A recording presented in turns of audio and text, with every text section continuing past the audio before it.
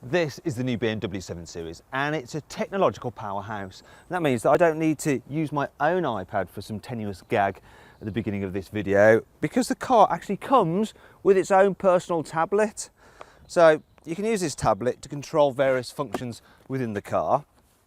Now, needless to say, this doesn't come as standard. You have to pay extra for it. In fact, a lot of things I'm about to show you now, you do have to pay extra for, and quite handsomely. We're talking thousands of pounds. So I'll just pull this down and I'll operate the car with this tablet. So we've got some green ambient lighting there. I think I fancy purple. So yes, look, I've changed it to purple. I can also, if I want to, just put on a nice reading light just there. There we go. So I can read the paper and the stocks and shares reports. I can control some other functions as well with this. I can, oh, actually it's a bit sunny today. I think I want to shut out all the light so I can close the blinds. Actually, it's not sunny at all, is it really? It's going to get dark, so I can just reopen them if I want to. Something else I can do, this car has got the upgraded massage seats and I can control that with this. And well, there's a wide range of programs there. And I think I'm going to go for pelvic activation.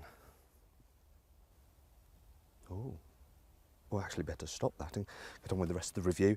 Now, this is the long wheelbase version of the car. You don't really need it unless you're going to be carrying VIPs, because then, well, I mean, look at this. There's loads of knee room, loads of headroom.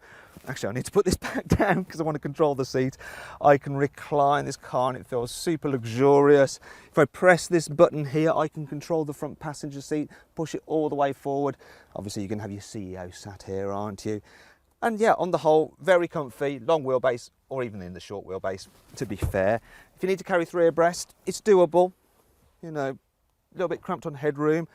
And I think overall, the Mercedes S-Class is better for carrying 3 in the back at once. But really, yeah, there's not much in it. If you click up there, you can actually see our full in-depth practicality review for more information on that. How easy it is to fit a child seat in the back of this 7 Series, and just how much stuff you can fit into the boot. Speaking of which, the boot, now as you'd imagine, with a car of this size, it's absolutely massive.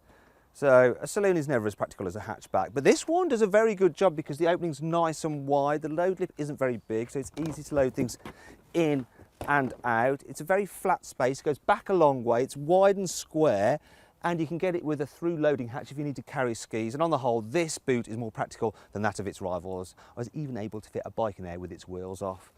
Now, there's some useful cubby space in this car as well, and we'll move around to the front. And while we do that, we'll take a look at the design because, you know, for me, the 7 Series, it's a big old thing. It looks a bit like an engorged 3 Series. Now, I can't really fault the car so much here on the inside. Actually, let me get rid of this. Remember, I've got to show you that, yeah, cubby spaces, they're good all round in this car. Back to the design.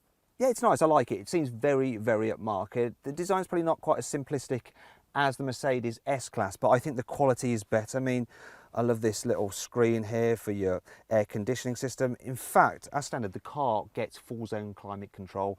You also get stuff like wireless charging for your phone, all around heated seats, but you'd have to pay for this because this car starts from around £63,500.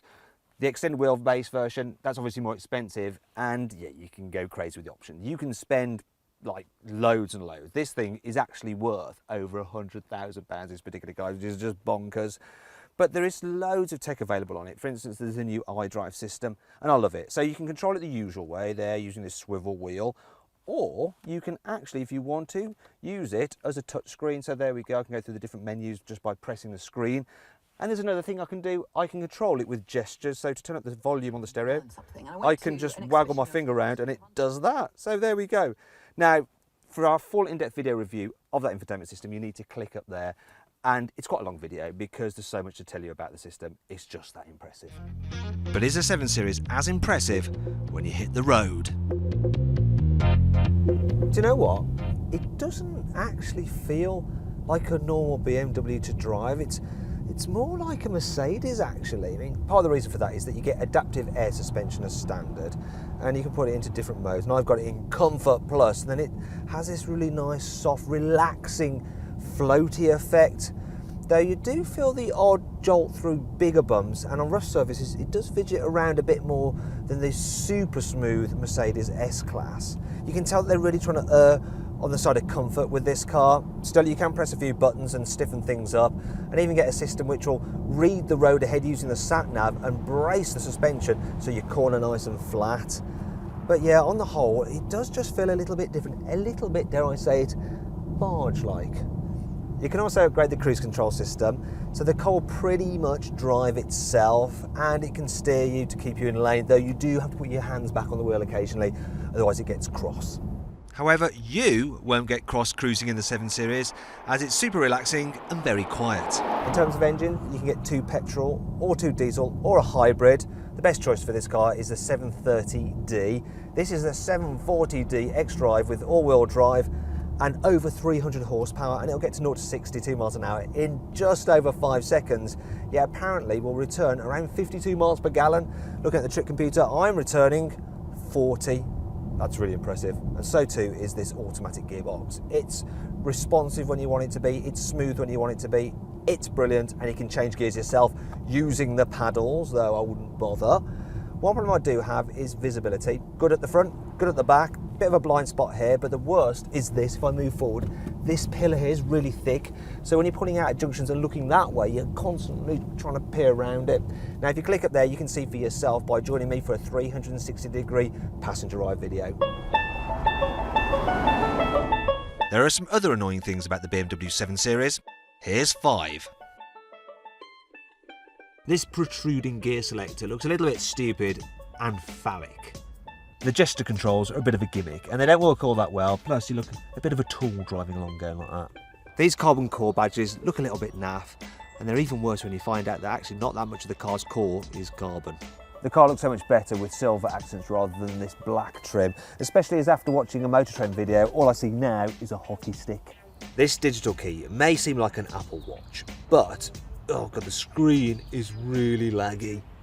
But there are some super cool things about this car, including what you can do with that key. You can drive the car forwards and backwards by using the remote control, which is perfect for driving into very tight parking spaces you couldn't get out of, or ghost riding the whip.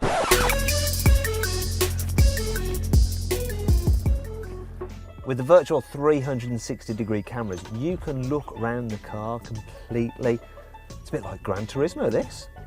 You can get the car with laser beam headlights, which are so bright, it's like turning on the sun. You can get the car with ionised air conditioning and various scents, so look, I can choose between a waft of pure water pearls or the naturalness of lush grasses. With the BMW Vitality program, you've effectively got a personal trainer in the car with you, so I'll just start it with the tablet. What I have to do is follow the instructions and then press my body into the seat as directed to help build up my muscles and hopefully keep fit.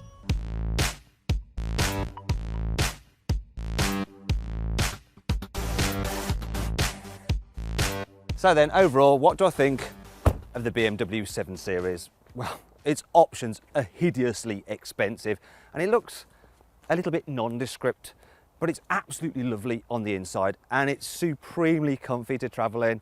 Now, if you click up there, you can get more information and find out the best deal you can get on a new car at carwow.co.uk. Thanks for watching.